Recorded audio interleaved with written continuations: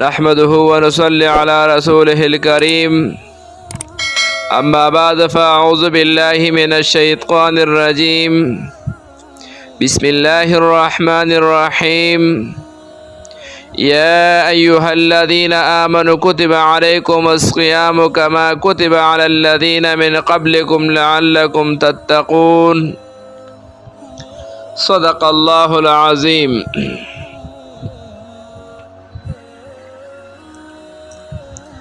زما عزت مند مسلمانانو رونو، د رمضان مبارک میاشت شروع ده. اوس د اسلامي میاشتو د حسابه دا کومه میاشت او سویمه میاشت راځي، او آیا د دې فرضیت حکم د کوم وخت نه راغلی دی؟ لومبنی خبر روژه د اسلامی کال نهمه میاشت ده. د هجرت په اتلسمه میاشت د تحویل د قبلې د حکم نه یو میاشت پس د شعبان په میاشت کې د دې رمضان فرضیت ثابت شو، او په هغه وخت کې د دې فرضیت نازل شوی دی. روژه د ارکان د اسلام د یو رکن دی. څوک چې د دې فرضیت نه انکار کوي هغه کافر دی. بل د روژې ډېر زیات فضیلتونه دي. خو پیغمبر علیه السلام مبارک فرمایي د روژهدار او د کېدل عبادت دی، او د ده خاموشي هم د تسبیح برابر ده. یقین د سبحان الله ویلو برابر دی. او کدی او دشي د ده دا هم عبادت دی، او د ده د عملونو ثواب زیاتول شي. یعنی د ده عملونو ثواب د نورو ورځو په نسبت په رمضان کې زیاتیږي، او دعا یې قبلیږي، ګناهونه بخښل کیږي. خو د ګناهونو د واړو ګناهونه ګناه صغیره مراد دي، او غټ ګناهونه هغه په توبه ویستلو معاف کیږي. بل حدیث مبارک کې راځي روژه ډال دی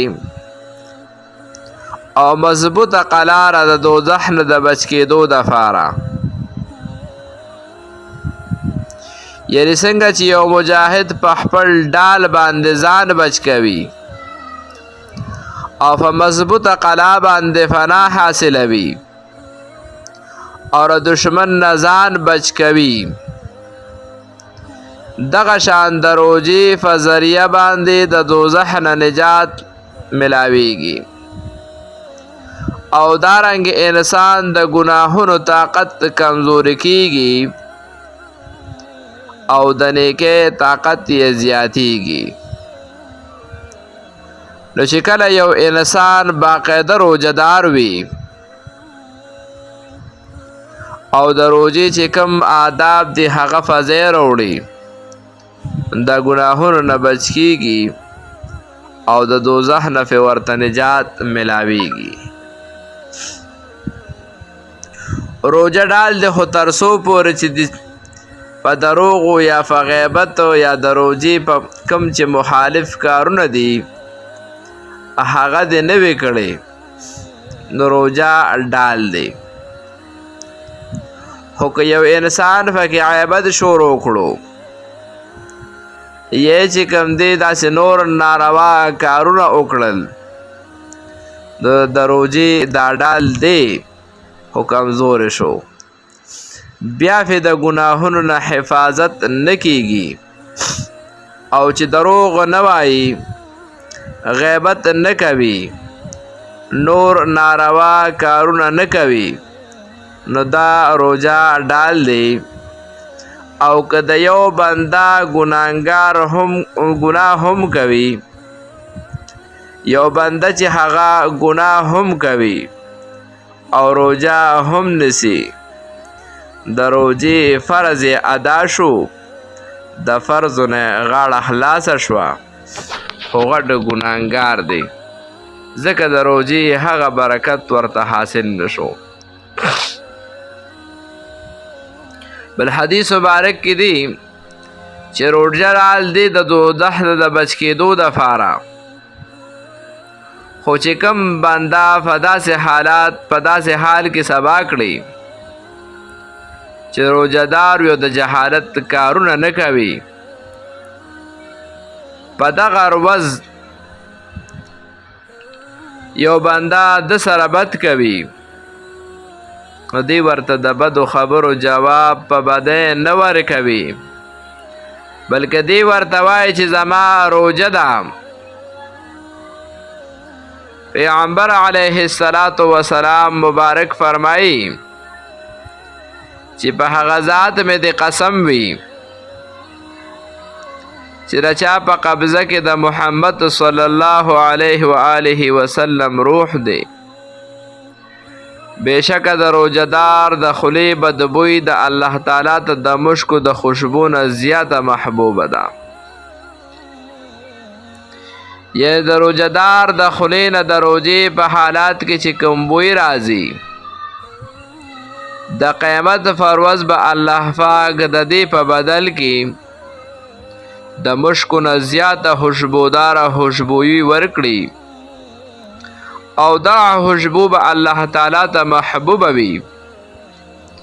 د قیامت پر ورځ چې کوم خوشبو حاصلیږي، دا د روزهدار د خولې د روزې په وجه دنیا کې چې کوم بوی دی د هغې په برکت حاصلیږي. خو د دې دا مطلب نه دی چې یو انسان به مسواک نه کوي او خوله به دغسې سقا فسقا پرېږدي، روزه کې سحر، غرمه، مازدیګر، ماښام، ماسخوتن هر وخت مسواک استعمالول ښه دي. من خیر خصال الصائم السواکو، بهترین حاصلت او خوی په رمضان کې مسواک استعمالول دي، د نارینو دپاره هم او د زنانو دپاره هم. زما عزتمندو، دا د رمضان مبارک فضایل دي.